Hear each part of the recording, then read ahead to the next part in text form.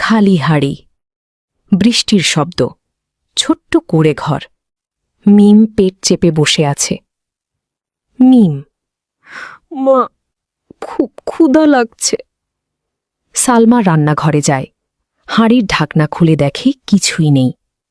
তার চোখে পানি চলে আসে। সালমা মনে মনে, আল্লাহ, বাচ্চাদের কি খাওয়াবো? রফিক ভিজে কাপড়ে ঘরে ঢোকে। সালমা, কাজ পেলে? রফিক চুপ করে মাথা নিচু করে। মিম ধীরে বলে, মিম, আজ কি ভাত হবে মা? সালমা জোর করে হাসে। সালমা, হবে মা, একটু পরে। রাতে শুধু গরম পানি ফুটছে হাঁড়িতে। বাচ্চারা সেটাকেই স্যুপ ভেবে খায়। শেষে সালমার চোখ বেয়ে পানি পড়ে। অসহায় বাবা। সকালে রফিক কাজ খুঁজতে বের হয়। চারদিকে কাদা আর বৃষ্টি। একজন মালিক বলে, মালিক, আজ কোনো কাজ নাই। রফিক হতাশ হয়ে চলে যায়। সে দোকানে যায়। রফিক, ভাই, একটু চাল দেন, বাচ্চাগুলো 2 দিন খায় নাই। দোকানদার বিরক্ত হয়ে বলে, দোকানদার, আগের বাকি দেন নাই। রফিক নীরবে ফিরে আসে। তার হাতে কিছু নেই। রায়ান বাবার হাত ধরে বলে, রায়ান, আব্বু, তুমি কাঁদো না, আমি বড় হয়ে টাকা আনব।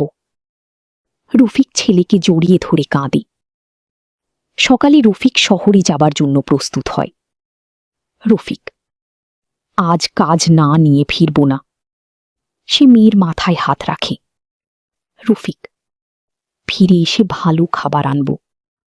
মিম হেসে বলে, মিম, সত্যি আব্বু? রাস্তা, গাড়ির হর্ন, হঠাৎ জোরে ব্রেকের শব্দ।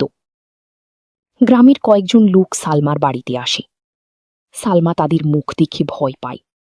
একজন ধীরে বলে, লোকটি। রফিক আর নেই।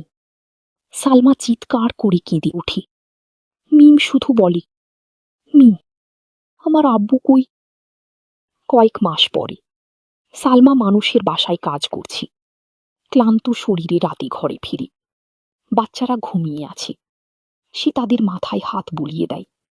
সালমা, তোমাদের জন্যই বাঁচতে হবে। রায়ান আধো ঘুমে বলে, রায়ান, মা, তুমি কাঁদছ? সালমা চোখ মুছে হাসে। সালমা, না বাবা। সালমা আকাশের দিকে তাকায়। সালমা, তুমি দেখো রফিক, আমি তোমার সন্তানদের মানুষ করব। ধীরে ধীরে আকাশে ভোরের আলো ফুটে ওঠে। শেষ ভাতের হাড়ি।